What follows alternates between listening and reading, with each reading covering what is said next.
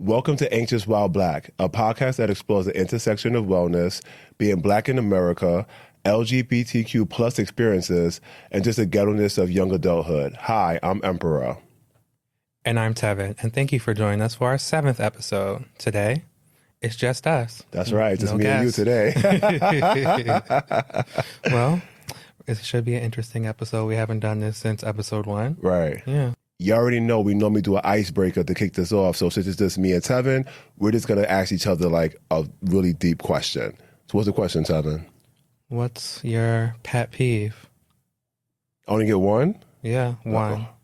You already have a rant, so you can't keep going on.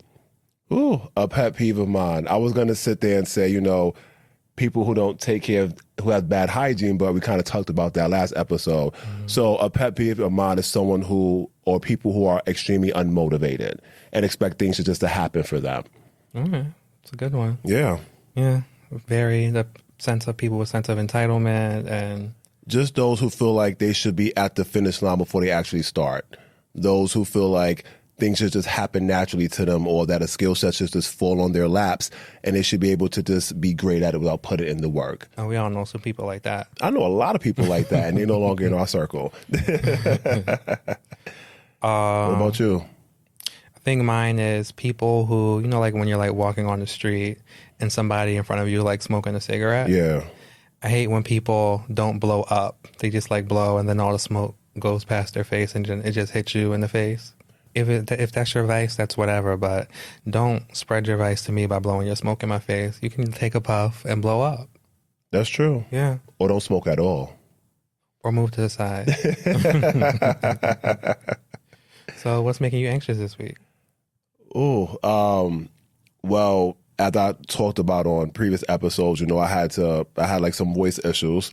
So I recently went to a voice doctor and they recommended voice therapy. So I've been to so many ENT doctors where over the past 15 years, no one knew what was wrong. And, you could become discouraged after that. But one thing I don't believe in is giving up. So I was able to, with your help, find a voice doctor. And they, looked inside, the cameras had me speak in a microphone, and they was able to find out what was actually wrong with my voice. And now I'm going to be able to do therapy, which I'm really excited about. But it was just an anxious experience just because I was like, I hope this works. 15 years waiting to finally find out what was wrong was a blessing.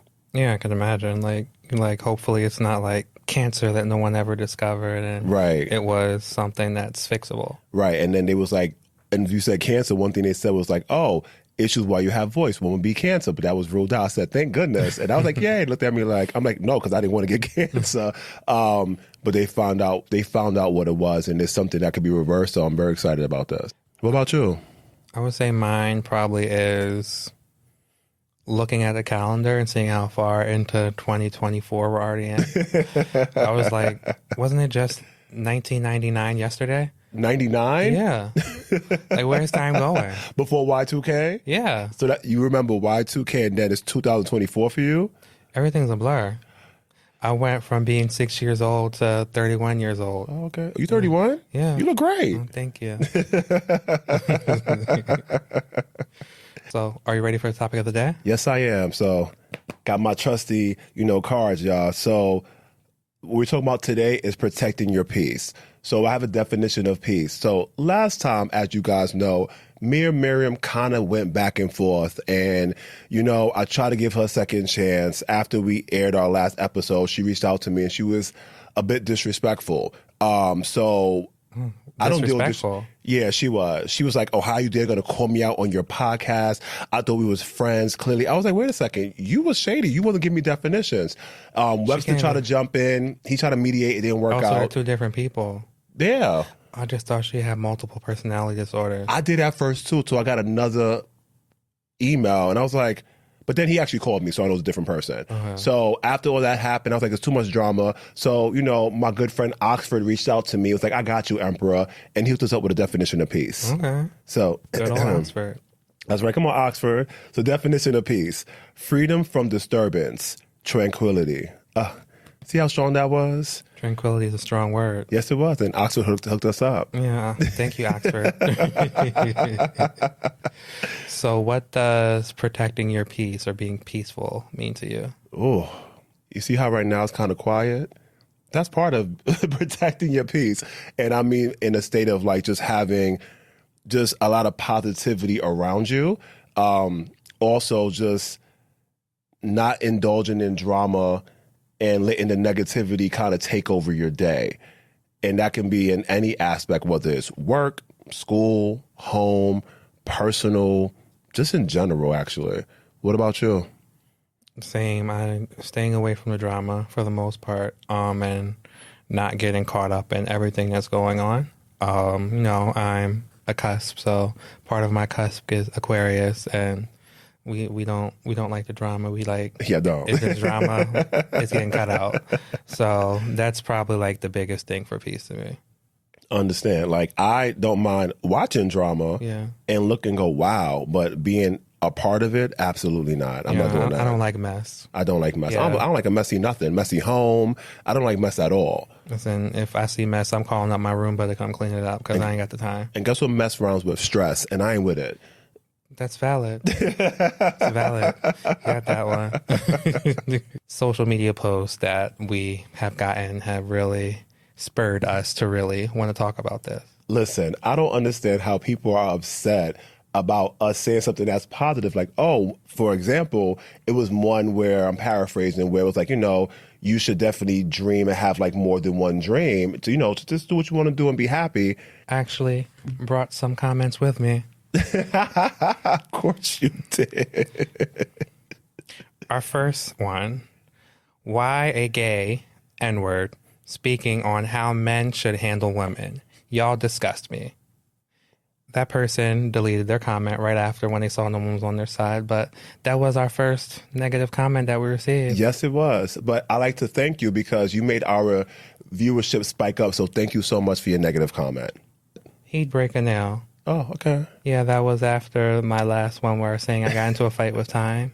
Right. Very original comment. Very original. Round of applause for you. Round of applause. The next one, this one was in relation to when we said we should send all white supremacists to an island and sink it. This is one of the most cringe things I've ever seen on the internet, and this is coming from an African man. How about dismantle the gangs, murderers, he said murderer instead of murderers, and thieves running the black community? You want to solve a problem by using the wrong answer. You cannot be your 20s, I guess he meant 20s age, and comfortably talk about white supremacy. You know nothing of it. We're American. We know a lot about it. And haven't seen a single real example. The fact that you have all this equipment and can freely even talk about white supremacy is a perfect example of how you're talking about nothing. Oh, really? Do you think 1940s black people were able to openly own such expensive equipment? Well, the height of the civil rights movement was in the 1960s, but we'll give you a pass for that. And openly threaten white people. Y'all are mad privileged, and it shows. So it's very interesting how he said, y'all never experienced white supremacy.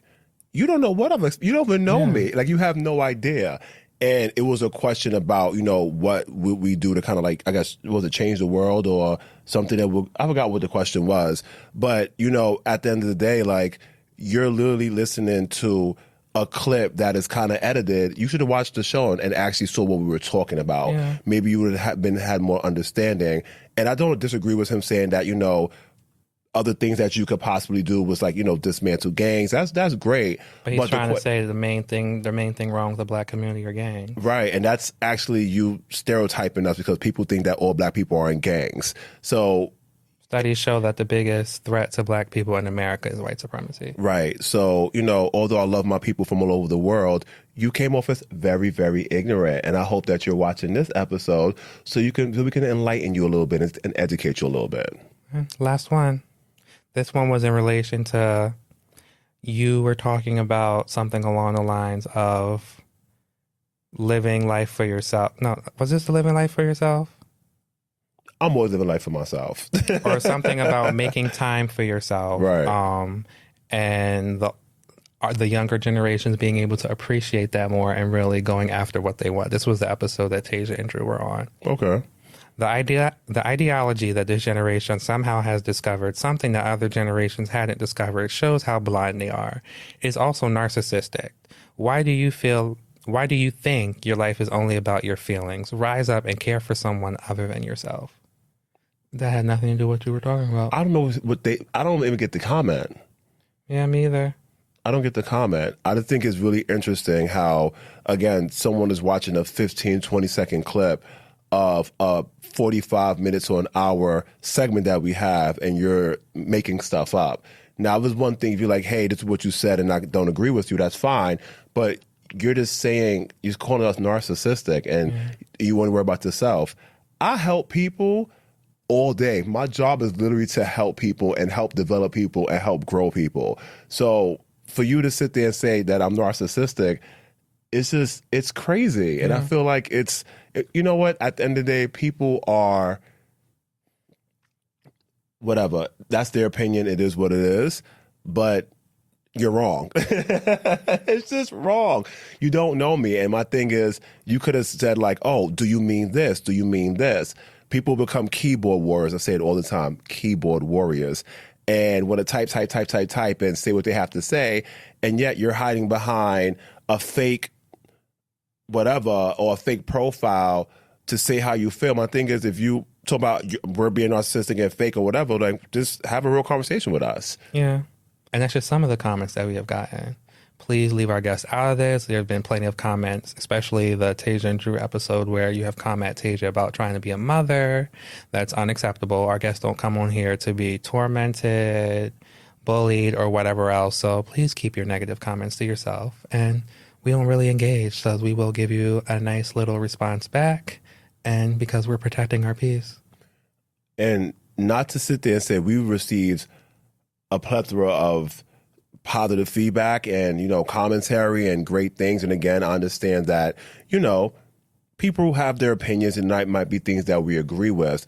But when you just start making stuff up that has nothing to do with what we're saying, it's clearly that they're just jealous. Like you're saying like, oh, you and your expensive equipment. Okay, we rented this out because this is what we wanted to do and we saved up our money and we worked hard to be able to afford certain things. Yeah. I'm sorry that me working hard bothers you. And that's what goes back to my pet peeve. People who lack motivation and just want to be where someone is without trying. They don't know our story. They don't know how hard we fought. They don't even know how we even got here today. All my life I had to fight. That's why I'm going to keep on fighting because that's just the life that I have and I'm okay with that. But it's sad that it's our own people who are attacking us. How do you protect your peace, whether it's at work, at a social gathering, or wherever? I kind of know like what I would not tolerate. So it comes down to just like, all right, I know what my triggers are. And I think that's very, very important to know what kind of like gets you out of your character, what upsets you, and try to not be around that. Or if you have to, come up with healthy ways to deal with things like that. So for example, work. My job is cool. There's a high stress environment, but I always make the best out of it. Like, again, my main job is my main focus is to develop talent and to curate it and to make sure that everyone is just, happy and we have a great culture where we are. Yes, there are people who will come and try to mess that up, but I always never forget what the goal is. The goal is to keep a positive attitude. And me being someone of a leadership figure, I know I have other, black and brown youth watching me and seeing how I engage. So there's sometimes where, of course, you're screaming in your head, right? But I'm like, what can I do? I can sit there and always take the high road, customer service them, be very coy, and just keep a placid just tone. And then afterwards, the team comes up to you and they're like, oh my gosh, like you handle that a certain type of way. Like, why didn't you blow up? I goes, because what you get out of blowing up? You losing your job, them getting what they wanted. I goes, you sit there and you just treat people nicely. And that protects my peace and also showing them how to now navigate in a certain situation like that. I think, yes, in general, it takes a lot for me to lose my cool. So, people say things or try to get under my skin, this, that, and the other, but I don't allow people to see me sweat. I have a good poker face, which isn't necessarily good. Oh, especially speaking to my therapist, kind of just like I let things build up, and I'm not gonna have an outburst, but I may just step away and take time to myself. So I think that's the biggest thing on how I like protect my peace. I'm not gonna sit here and go into like this ultimate battle and go back and forth with someone. I don't have time to argue. Arguing makes me tired. Like I get into an argument, I want to go to sleep. Like I'm not gonna sit here and go back with you all day, go back and forth on social media, because at some point in time you're gonna be arguing with yourself. Right. I don't have the time. And also, it like what you said earlier, you said you're not going to sweat. Only time I sweat is in the gym. I'm not sweating for someone else, or I'm not going to argue with you. It, like you said, you get tired because it takes so much energy to get upset. It's a lot. Your body, your stressors go up. You start to stress. You become anxious. You're fuming. Your body's working into overdrive. Your heart is beating faster. And when you calm down from that, you're tired and you're exhausted. And you haven't accomplished anything. All you do is get upset. The problem probably still didn't get resolved, so it's still going to sit there. And now you kind of just wasted time. So I do agree with you. Like, I'm not going to sit there and go back and forth with anyone, even, the keyboard words, like I like to say. You're going to say something. I'm going to put you in your place diplomatically. Then you might say something again. Diplomatically. Huh? I say yes, diplomatically. And then you might say something again. I'm going to leave you there. You say what you want, because guess what? We have a show and you don't. So, or I'm living my best life even outside the show. It's kind of just like you're gonna be arguing with yourself. I don't got the time. And it causes wrinkles, and I'm not with all that. Yeah, I'm getting old enough. I don't need to age even faster. I'm already taking my collagen to protect myself, so I don't need anything else aiding with that. But the more you become, and I've noticed too, the more you become in tune and in touch with yourself. On a spiritual realm, physically, mentally, and emotionally, that's when the devil's going to sit there and really try to test you. That's when your peace is really going to be tested, because they don't want to see you happy. Mm-hmm. They're like, why are you smiling? Why are you thriving? I'm not. So subconsciously or intentionally, they're going to come and try to come at you and attack you.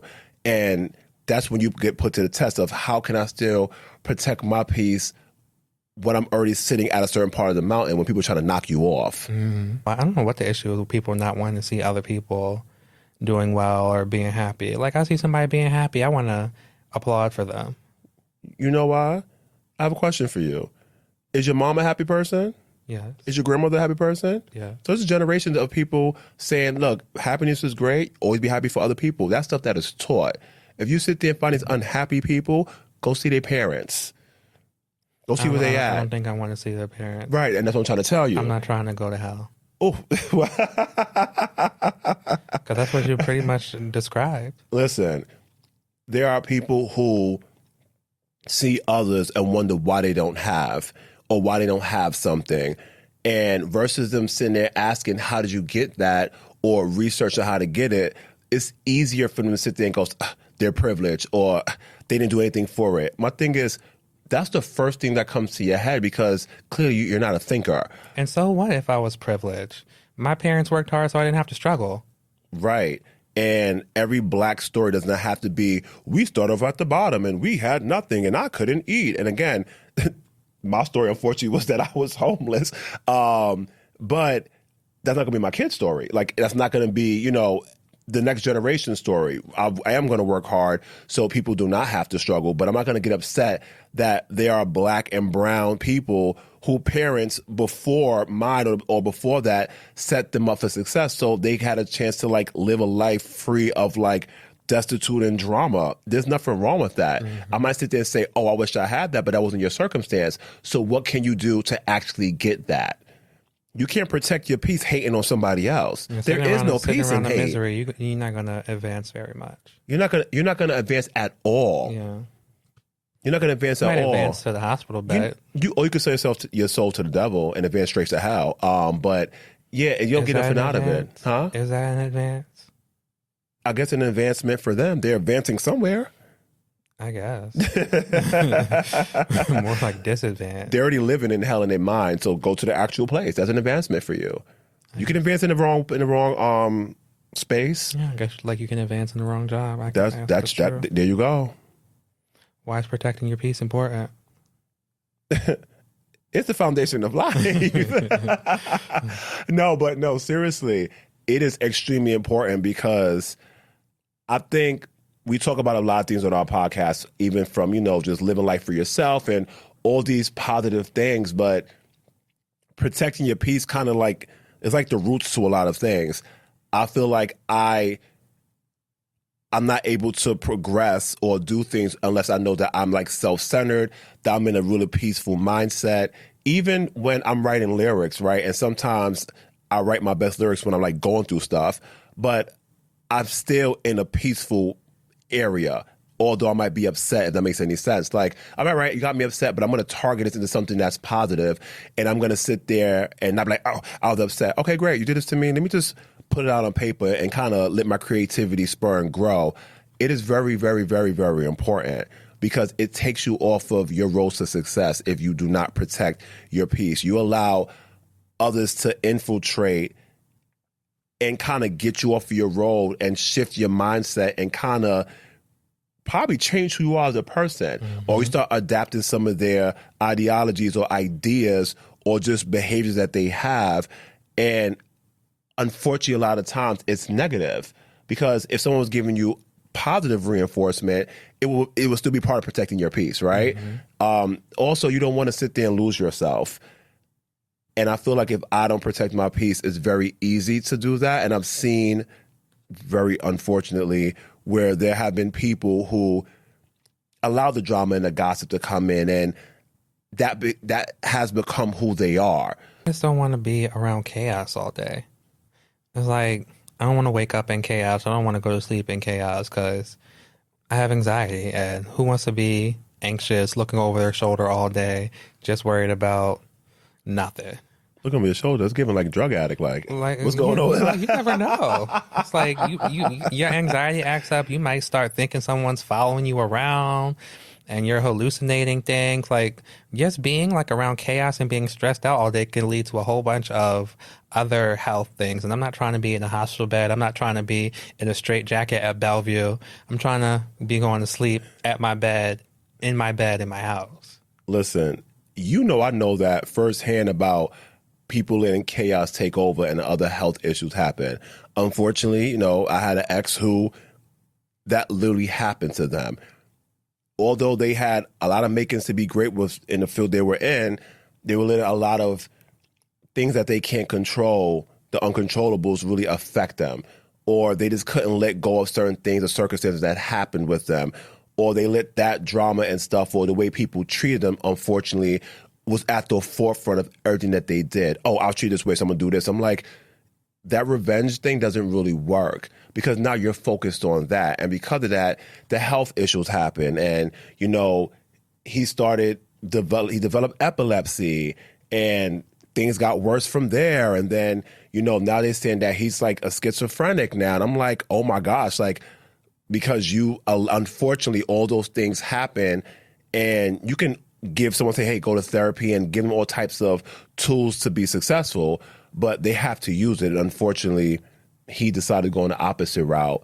And to this day, no one doesn't know what's going on with him or get in touch with him. Like last time I spoke to him, I didn't recognize who that person was. You gotta protect your peace. You gotta cut that off. Oh, cut it off. I don't speak to the person. Oh, okay. I said last time I spoke to them. How long ago was that? 2,000 years. Oh, well, you look great for someone who's over 2,000 years old. What I always tell y'all, drink your water, moisturize, collagen, take your vitamins, and mind your business. So while you're trying to protect your peace, what are like some non-negotiables that you have that you won't deal with in order to protect your peace? Oh, in the words of Delina, jealousy. I'm not dealing with that. No, honestly, I'm not dealing with someone or people who will sit there and say, why are you trying that? Or make me doubt something that I want to do, or question or say, that's kind of hard. Like stuff like that, like that's a non-negotiable for me. You can't come around me doing stuff like that. Like if you're not sure of why I'm doing something, ask the right questions. Wow, that seems kind of interesting. Or I've never heard someone do that before. Why? Like, that's the right question. Or if you don't understand, do research or ask me. You sitting there. So once I remember someone told me before, they was like, why you want to pursue music? Like, it's pretty much impossible to do. Like, that you shouldn't do it. Like, it's not a guaranteed thing. And I was like, well, isn't one of your favorite artists Mary J. Blige? He was like, yeah. I said, what if she had that mindset? We haven't gotten the 15 albums that we have from her, or the acting that she's doing, or such, she has a great pen. Like, we would have never received that if someone sat there and told her, this is almost an impossible job to do while you're doing it. Like, I don't want to be around people who are doubters. Another non-negotiable that I have with protecting my peace is more so praying. That's a non-negotiable. I have to pray. I have to pray. If I don't, I feel guilty. I feel bad. I'll do it at work. If I forget at nighttime, I'm too tired. Like, that's a non-negotiable for me protecting my peace, because I always ask for every night, please keep the negativity away from me. Like, I say it all the time, and I repeat it a couple of times, and I really feel like that definitely works. And when you say things like that, you ask for particular things in your prayers, you have to also think with an open mind. If you sit there and say, keep the negativity away from me, it might not that someone's not going to come around you and be negative, right? That's inevitable. But it might be that he's giving you the tools to know how to navigate in those situations. So, like, I dealt with a negative person at work, very high upset. I get it. They was told something that was inaccurate at a different location. And, I went up to him. I was like, and he was like, I don't believe this. And I was like, you know what? You could do two things. You could let her upset you, or you can go to the opposite end.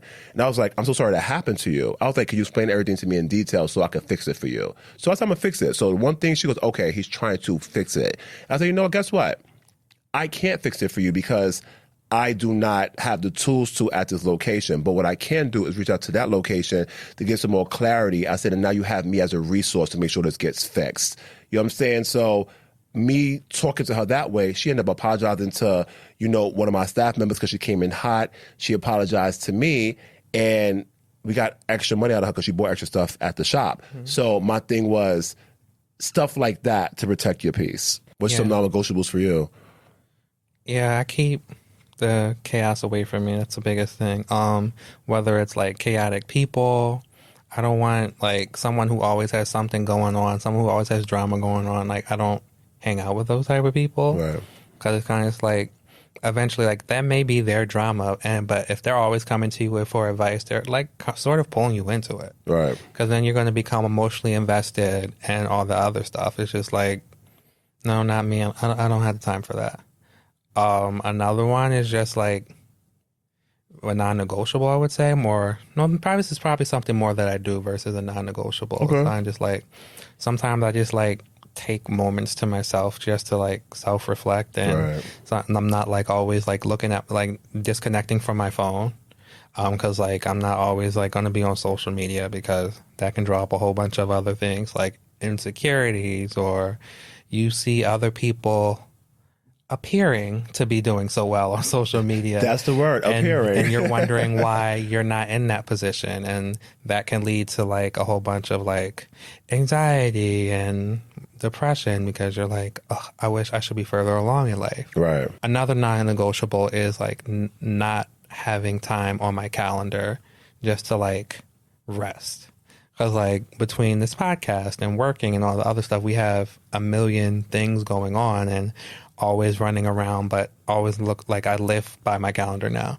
So I always look at my calendar and just make sure that I do have those moments where I like have nothing going on, because we all need that, because we all like live in this work hard, play hard, no days off type of world. But at the end of the day, that's not a healthy mentality. It's not healthy at all. Like, you need a day off. Like, we live, like, grind culture is, to an extent, can be toxic. You can't always be grinding, because you're not going to have peace at all. That's true. When I hear people saying, the only time I'm going to sleep or have peace is in the grave, I'm like, that's my God. That's, people say, that's not cute. And I get where it's coming from. Like, oh, if I'm not working, someone else is doing something. I goes, well, just like anything, and I like to use, like, working out. you could work out every single day if you want to, 2, 3, 500 times a day. It means nothing. Your body does not build until it has rest. And rest is very, very important.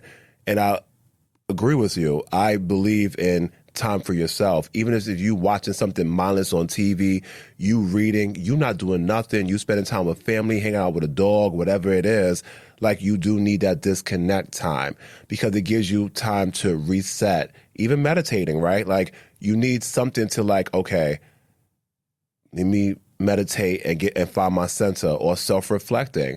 You need to do things like that because if you're grinding, when do you put your head up to see what you've been doing? Like, and I have, my grandmother, my maternal grandmother, she worked constantly, 2, 3, actually she's working 3 jobs at one time, then 2 jobs. And, they used to make jokes saying like, oh, well, you're always working. How you get a chance to even enjoy the house you bought? And I was like, you're never in this house. You really worked hard to have the American dream, and you have this beautiful house uptown, but you never get a chance to really enjoy it because you're grinding. And then after a while, your body starts to shut down. And now you're sitting here saying, I went from grinding to now I can't do anything. And now I still can't enjoy my house because now I'm stuck in one spot in my house because I can't move. My legs gave up on me. My eyesight is dying or whatever things are happening with people. And it's really crazy. And I'm like, that's not peace. Like working all the time is not peace. Even if you're doing things that you love, I think is amazing, but it's called breaks for a reason. Take a break. I want to go back to where you said people say like, oh, if I'm resting, someone else is doing something. Because I'm just like, even when you're asleep, there's other parts of the world that are in the middle of their day. They're doing stuff while you're asleep. So, like, what are you not going to sleep? Right, like in Tokyo, 2 different time zones, completely different. But it's crazy because, like, you see, again, social media is a big factor with this. You see a lot of people who are financially successful. I have to be very specific. I mean, they're successful, financially successful, saying like, honestly, 4 hours a day. And I'm a billionaire. You know what I'm saying? I'm sorry, a billionaire. I don't know how I said it. Or honestly, 5 hours a day. And I'm worth $500 million. So everyone's saying like, oh, well, clearly if I sleep less, I have more time to be more productive. No, in all honesty, I don't even halfway believe that when people are like, oh, I'm a billionaire, I only sleep for half the day. Because if you're that high up in your career or in your company or whatever, why do you not have people doing some of that stuff for you? Don't think you should be in really meetings and to approve and make the final decisions. Well, I mean, unless they're like so have to have their hands in everything that they don't get any sleep. No, they just live in chaos and they don't want to be. They live in chaos. And the funny thing is they keep saying, oh, I have all this money. I never once heard them say, I am happy or I am wealthy. You could be wealthy in all areas, your personal life, your job, whatever, career, friends, whatever, anything, all those things. But you're saying, I have all this money. Okay, that's amazing. What else do you have? Yeah, health is also wealth. Your health is very important. They see a lot of people, oh, died at 52, heart attack, had $10.5 billion. Oh, so you eat a bunch of BS all day. You weren't taking care of yourself. You wasn't going to the doctor. You was overworking and not eating correctly. And you kept ignoring that pain that was in the back of your throat. And now you have something that can't be cured. You can't throw your $10.5 million at it because that's not how the body works. So, yeah, like I just think that's crazy. Like that whole work all day thing, like it's not that's not how you do it. Now, working smart is different. Yeah. Working smart is really great. Smarter, not harder. The least amount of hours I try to sleep a day is 6. I need 6 hours because I work out a lot and I do a lot. I need at least 6 hours. That's the minimum. I'd like to shoot for 8, but 6 is my minimum. I'll say I'm guilty of only getting like 4 hours of sleep. Well, you have fun with that. Because for some reason I'm a night owl. I can do all my work at like, especially having a day job. Right. You do your day job, go to the gym and then cook. And then after I'm cooking, I'm working. And kind of just like, I need to take my own advice of. Yeah, talk about this whole grinding thing. What rush you got? Talking about you up, barely getting any sleep, and you working, doing type of things. I get my rest days. What's your rest days? What it look like? So I'm waking up, At what time? Listen to me like 11, 12. Okay. That's a rest. It is a rest. Then I'm going to the kitchen, making my latte, making my acai bowl, playing some music, and then when I'm done, either I'll continue listening to music, I'll go for a walk, or I'll go sit on the couch and watch some mindless television. Mindless television sounds fun. Yeah. It is fun. You don't have to always think about everything. I don't know about you, but my mind is always turning all the time, think about what's next, like new ideas, and not, because I'm a thinker. I like to think and I like to create, but there are times where you need to kind of like put that on pause and just enjoy stuff that makes no sense sometimes. Sometimes you don't even have to even understand it. If it's making you laugh, then it's making you laugh. Or if it's taking your mind off of other things, then that's great. Like decompressing is real, and detaching yourself from things is also a way to protect your peace. It's my middle name. Detachment? No, decompress. Yeah, it is decompress. Yes. I got the D part right? But yeah, it's really, really important. And I do understand, again, I come from work hard, do all these things. And again, I've said it before in the past that I did all of that and I didn't see a huge financial gain or any advancement. And there's reasons why. One, I'm Black, but also there's other ways to kind of become successful.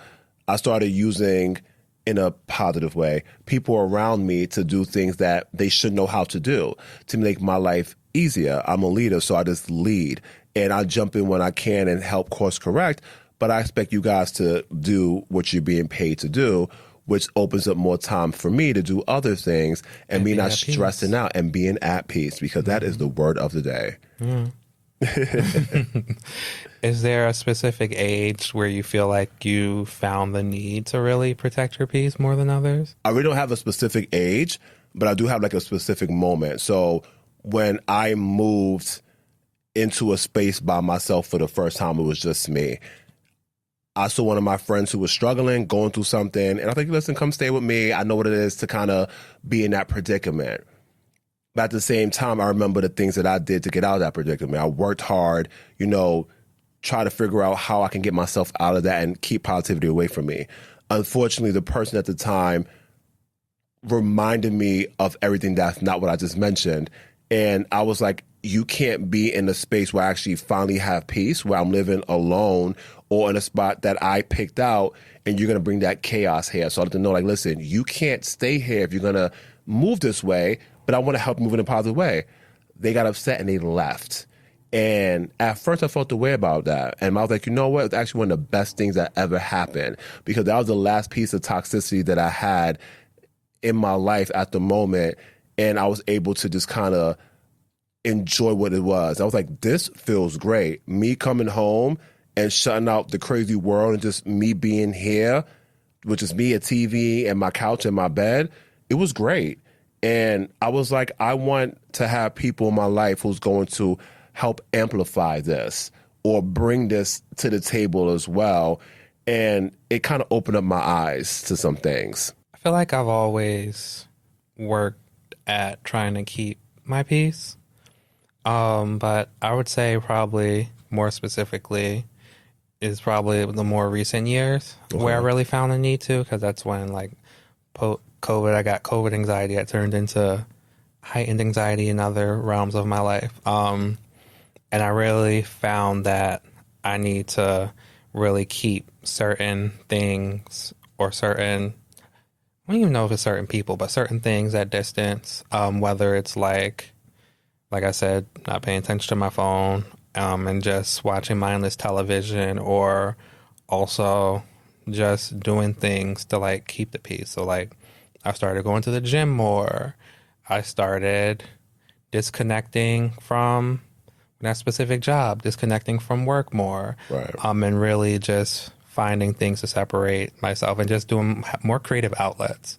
I think that also like helps me to really just be at peace.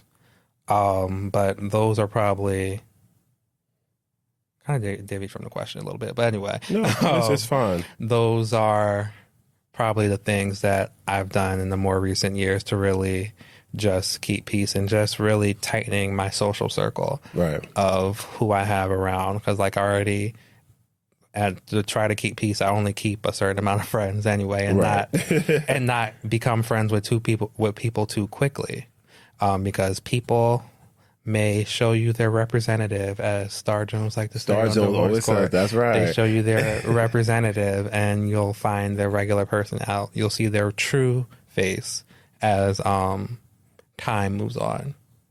One thing you two things you mentioned. One was you said like working out more.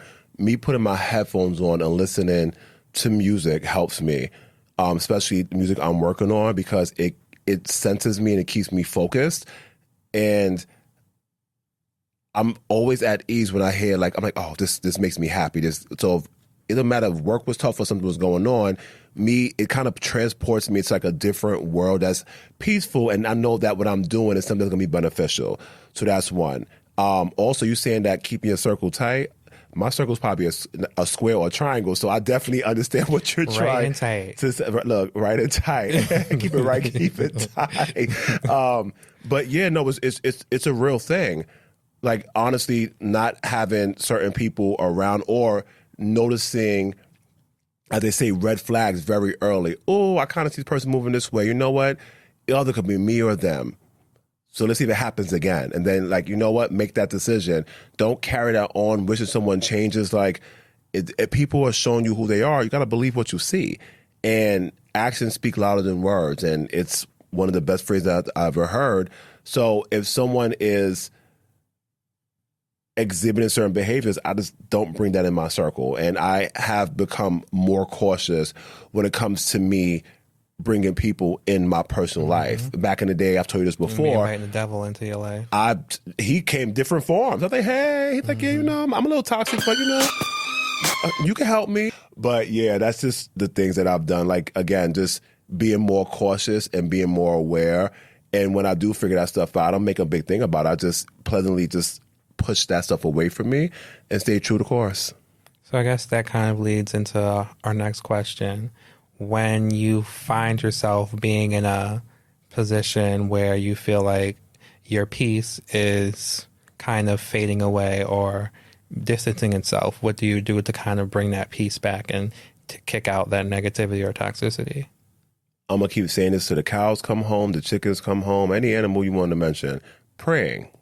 Prayer helps me praying a lot. It helps me get back into that. One thing you mentioned earlier was self-reflecting, saying, okay, what is going on? Obviously, I'm feeling a certain type of way.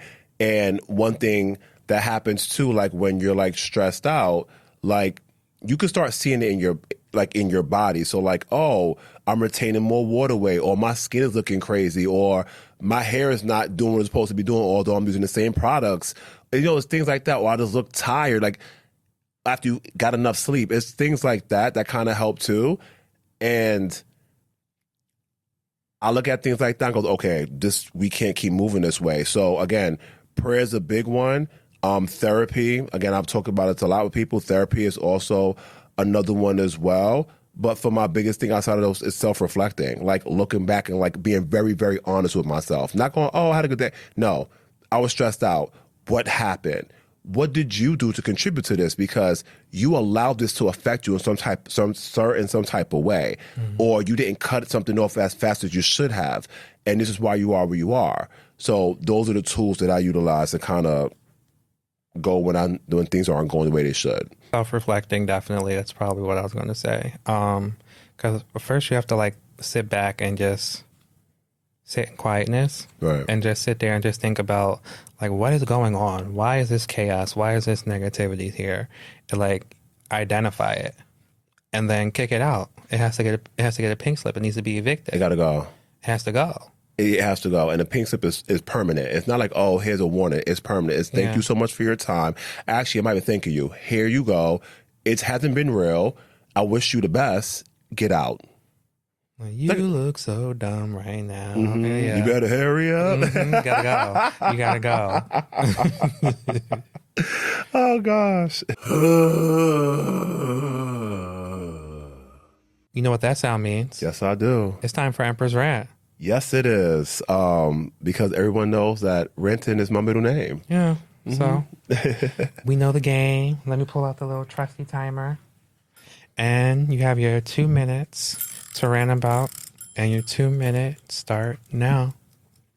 All right. So, guys, girls, and everyone, today what I'm ranting about is a little different. I'm going to rant about just like toxic friendships and how they affect you and ways to kind of, navigate these. So pretty much a lot of us have dealt with friends who've been very, very toxic.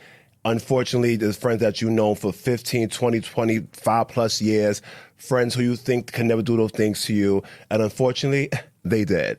They were not great. They do not support you. They are only friends with you because the place you are in their life currently. And it's very sad.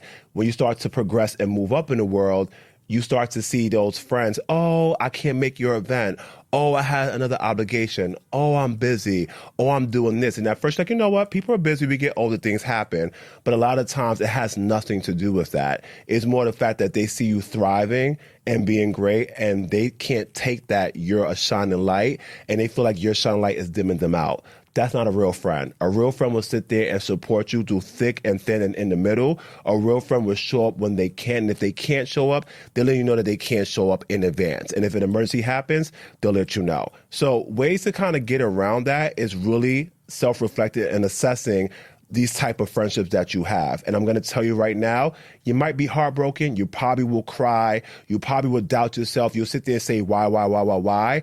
But you can't deny the truth, and you can't deny what God has put it in front of you. You will ask for signs and answers, and sometimes the answer is cutting that person out and leaving them exactly where they are. So if you're on a train to success, kick them off the next stop and keep them moving. So ways you can figure that stuff out is pretty much those who don't show up for you, those who always question things that you're about to do, those who sit there and say they're busy, but you see them posting on social media about stuff that's mindless that makes no sense, those who are always questioning what you're wearing, how you look.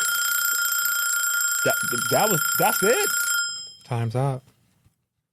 I said this before, but I'm working on something for you guys. So I'm going to finish a lot of my rants on our social media page. I am working on it because I want it to be really, really, really good, where I can kind of explain some things so we can go back and forth. So stay tuned.